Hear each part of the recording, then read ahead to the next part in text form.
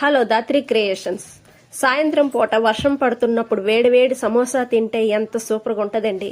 అలా మనం ఇంట్లోనే తయారు చేసుకొని వేడివేడి సమోసా తింటే సూపర్గా ఉంటుంది కదండి. మనం ఈ సమోసా తయారు చేసుకుందామండి. ఒక 4 బంగాళదుంపలు కుక్కర్లో పెట్టి 3 విజిల్లు కొట్టించి ఒక పక్కన ఉంచుకోవాలండి.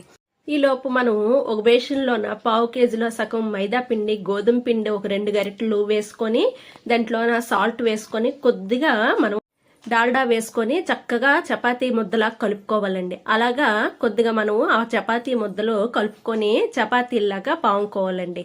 చపాతీలాగా అన్ని అలాగే పామేసుకొని ఒక పెనం పెట్టి దాని మీద చపాతీ వేసుకొని చక్కగా హాఫ్గా కాల్చుకోవాలండి. కొద్ది వేడయ్యి అది గట్టిపడినంత వరకు ఉంచుకోవాలి, అంతవరకే, మరి ఎక్కువ కాల్చకూడదు అనమాట. అలాగ అన్ని చపాతీలు కాల్చుకొని ఒక దొంతులాగా వేసుకోవాలండి.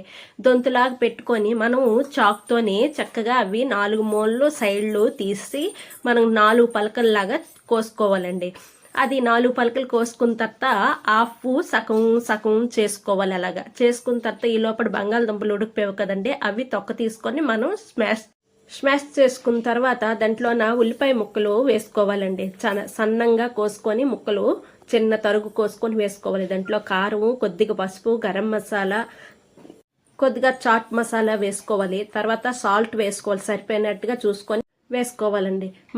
నేను తయారు చేసుకున్న పన్నీర్ ఉందండి, పన్నీర్ కూడా కొద్దిగా తురుముకొని కొద్దిగా సైడ్కి ఉంచుకోవాలండి. ఉంచుకుంటా చపాతీ పీసుల్లాగా ఉన్నాయి కదండి, అవి కట్ చేసుకున్నాం కదండి, అవి కూడాను మనం సమోసా లాగా తయారు చేసుకొని అందులోన మనం స్టఫింగ్ కి ఈ బంగాళదుంపల మిశ్రమం పెట్టేసి కొద్దిగా పన్నీర్ తురుము కూడా పెట్టుకొని మనం అవి క్లోజ్ చేసుకోవాలండి. క్లోజ్ చేసుకున్న తర్వాత సమోసాలు వేడివేడి నూనెలో వేయించుకుంటే సూపర్గా ఉంటాయండి.